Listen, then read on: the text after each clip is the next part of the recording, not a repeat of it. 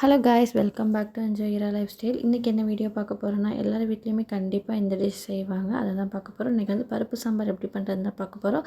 அதுக்கு வந்து 1 கப் பருப்பை எடுத்து நல்லா வாஷ் பண்ணிவிட்டு, அது கூடவே கொஞ்சமாக ஜீரகம், கொஞ்சமாக மஞ்சத்தூள் ஆட் பண்ணிவிட்டு, நம்ம கட் பண்ணி வச்சுருக்க வெஜிடபிள்லாம் ஆட் பண்ணிக்கலாம். நான் வந்து கேரட், பீன்ஸு, அவரைக்காய், கத்திரிக்காய், முள்ளங்கி இதெல்லாம் ஆட் பண்ணியிருக்கேன்.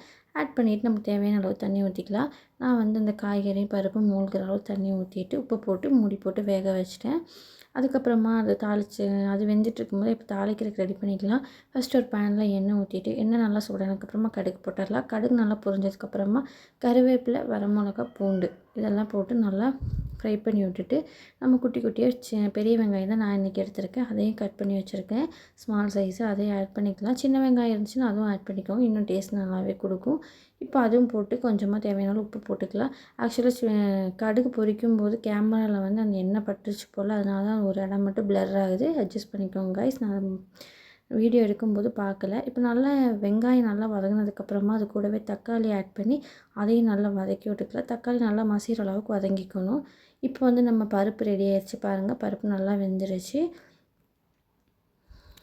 இப்போ தக்காளி நல்லா வதங்கினதுக்கப்புறமா அது கூடவே 1/4 டேபிள் ஸ்பூன் மஞ்சத்தூள், 1 டேபிள் ஸ்பூன் மிளகாத்தூள், அப்புறமா 2 டேபிள் ஸ்பூன் சாம்பார் தூள் இதை ஆட் பண்ணி நல்லா மிக்ஸ் பண்ணி விட்டுக்கலாம். இது வந்து தக்காளி, வெங்காயம் இது கூட நல்லா மிக்ஸ் ஆகிக்கணும். ஏன்னா பருப்பு இது மிக்ஸ் ஆகாமல் நம்ம பருப்பு ஊற்றினோம்னா அந்த மசாலா வந்து கட்டி கட்டியாக ஆயிரும். அதனால தான் நல்லா மிக்ஸ் பண்ணி விட்டுட்டு நம்ம வேக வச்சு வச்சுருக்க பருப்பையும் ஊற்றிட்டு நமக்கு தேவையான அளவு தண்ணி ஊற்றிக்கலாம். எனக்கு வந்து பருப்பு ரொம்ப கட்டியாக இருந்துச்சு வந்ததுக்கப்புறமா, அதனால் கொஞ்சமாக தண்ணி ஊற்றிட்டு நல்லா கொதிக்க விட்டுட்டேன் மூடி போட்டு. பாருங்கள், இப்போ நல்லா கொதிச்சு வந்துருச்சு. நம்ம இது நல்லா கொதிச்சதுக்கப்புறமா நல்லா ஒரு மிக்ஸ் பண்ணிவிட்டு உப்பு, காரம் இதெல்லாம் சரியாக இருக்குதான்னு பார்த்துக்கலாம்.